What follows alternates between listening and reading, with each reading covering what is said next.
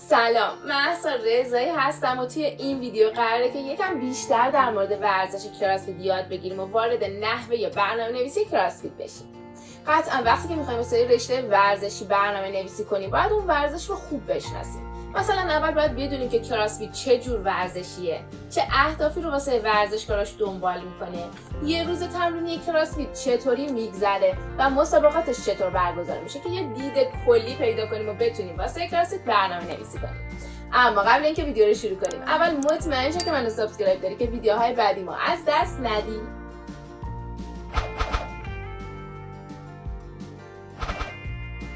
کراسفیت یه رشته تو شاخه فیتنسه که معمولا تمرینای پرشدتی داره و شامل حرکت‌های فانکشنال و چند مفصلی میشه.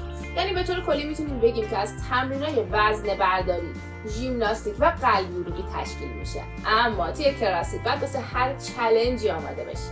مثلا باید یه دونده خوب باشی، یه شناگر عالی باشی، یه وزنه بردار المپیکی باشی، یه ژیمناست حرفه‌ای یا حتی یه قایقران و دوچرخه سوار خوب باشی. تقریبا واسه هر چیزی باید آماده باشی، چون آیتم هایی که قرار تو کراسفیت مسابقه بدی همیشه یه سورپرایزه و هدف کراسفیت اینه که ورزشکاراش رو توی همه سطح های فیتنس و تناسب اندام قوی کنه. یعنی تمرینای متنوع و پرفشار کراسفیت باید ورزشکار رو تو 10 تا فاکتور مختلف مثل توان، قدرت، استقامت، سرعت، تحمل و سرسختی، انعطاف پذیری، هماهنگی، چابکی، تعادل و دقت بالا ببره و کار کردن روی همه این فاکتورها جزو اهداف برنامه نویسی کراسفیتمون میشه. یه روز تمرینی کراسفیت میتونه بخشای مختلفی داشته باشه، مثل گرم کردن، تمرینات وزنه برداری، تمرینات ژیمناستیک، واد کراسفیت، تمرین رو افزایش ظرفیت قلبی عروقی و سرد کردن. اما لازم نیست که توی یه روز روی همه اینا کار کنیم. مثلا یه روزمون میتونه با تمرینات وزنه برداری شروع بشه و بعدش مثلا 2 تا واد کراسفیت بزنیم، یا توی یه روز دیگه با یه واد کراسفیت شروع کنیم، بعدش تمرینات با وزنه داشته باشیم و آخرش هم روی مهارت‌های ژیمناستیکمون کار کنیم. یا یه روز دیگه به عنوان اکتیو ریکاوری یا یه رست فعال میتونیم روی افزایش ظرفیت قلبی عروقیمون کار کنیم. خلاصه که آیتم هایی که توی یه روز میتونیم روشون تمرین کنیم میتونه خیلی متفاوت و متنوع باشه و بستگی به هدف و نیاز ورزشکار داره. بخش گرم کردن میشه شامل حرکات کششی و موبیلیتی به اضافه یه تمرین گرم کردنی سبک یا یه هوازی سبک واسه فعال شدن و اکتیو شدن عضلاتمون که بدنمون روشن بشه و آماده بشیم واسه فشاری که قراره بهمون وارد بشه. تمرینای وزنه برداری هم میشه کار کردن روی تکنیک‌های اسنچ و کلین اند جرک یا همون حرکت‌های 1 ضرب و 2 ضرب وزنه برداری و کار کردن روی اسکوات، دد لیفت، پرس سینه، لانج و از این قبیل حرکت‌ها. مهارت ژیمناستیک میشه تمرینات قدرتی که بیسشون وزن بدنه، مثل بارفیکس زدن، ماسل-آپ، پیستول اسکوات، شنا رفتن، راه رفتن روی دستا و غیره. واد کراسفیت هم که میشه خلاصه شده ورکاوت آف د دی، یعنی تمرین روز که خودش کلی سیستم تمرینی داره. توی واد ما مهارت‌های وزنه برداری، ژیمناستیک و قلبی عروقیمون رو با هم دیگه میکس میکنیم و خودمون رو به چالش میکشیم و آخرش هم یه رکورد از خودمون به جا میذاریم که توی مسابقات اون رکورد امتیازمون رو مشخص میکنه و توی تمرینات خودمون میتونیم اون رکورد رو یه جایی بنویسیم که چند ماه بعد وقتی دوباره اون واد رو تکرار کردیم سعی کنیم که رکورد قبلی خودمون رو بشکنیم و اینجوری پیشرفتمون رو بسنجیم. تمرینات افزایش ظرفیت قلبی عروقی میشه مثل دویدن، شنا کردن یا کار کردن با دستگاه‌های روینگ و اسکی و دوچرخه. ممکنه توی یه روز به صورت جداگونه روی یک کدومشون کار کنیم یا ممکنه چند تاشون رو با هم دیگه میکس کنیم و با هم تمرینشون کنیم. ممکنه تمرینی که واسهشون طراحی کرده باشیم به صورت HIIT باشه یا ممکنه بخوایم که توی یه روز 10 کیلومتر بدویم یا 5 کیلومتر روینگ بکشیم. همه اینا بازم بستگی به نیاز و هدف ورزشکار داره. در آخر سرد کردن هم میشه ماساژ عضلاتمون با فوم رول یا حتی ماساژگان و انجام حرکات کششی و موبیلیتی. اما یادت باشه که ماساژ عضلاتت با فوم رول بعد تمرین میتونه خیلی به ریکاوری بهترت کمک کنه.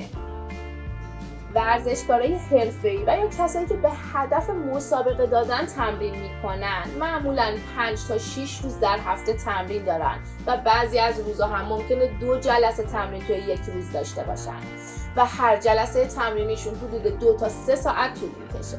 چون همونجوری که تا الان یاد گرفتیم آیتم هایی که توی کراسفیت باید روشون کار کنی و قوی بشی خیلی زیاده. پس هرچی بیشتر وقت بذاری و بیشتر کار کنی و تمرین کنی نتیجه بهتری میبینی و سریعتر پیشرفت میکنی. اما برای افراد مبتدی 3 یا 4 جلسه تمرین توی هفته میتونه کافی باشه. ریکاوری و تغذیه به شدت میتونه توی کراسفیت مهم باشه، چه حرفه‌ای باشی و چه مبتدی. یعنی داشتن استراحت کافی بعد از تمرین، ماساژ دادن عضلات، داشتن یه تغذیه سالم با کالری کافی و پروتئین کافی، همه اینا میتونه خیلی به ریکاوری بهترت کمک کنه. و یادت باشه که اگه توی کراسفیت ریکاوری و تغذیه خوبی نداشته باشی ممکنه که هر روز تمرینت رو خسته تر از روز قبلی شروع کنی تا جایی که به تمرین زدگی برسی. خب بریم سراغ مسابقات. چون توی کراسفیت باید توی همه چی خوب باشی، پس قطعا نمیشه با یه دونه مسابقه قهرمان کراسفیت رو پیدا کرد.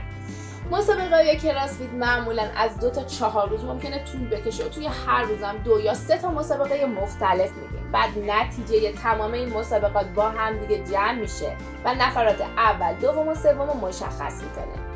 قشنگی کراسفیت اینه که تو باید توی همه چی خوب باشی که بتونی مقام بیاری. مثلا اگه یه وزنه بردار المپیکی باشی و مسابقه کراسفیت بدی، شاید بتونی توی یه دونه یا 2 تا از آیتم‌ها مقام اول رو بگیری، اما در مجموع نمیتونی هیچ مقامی کسب کنی.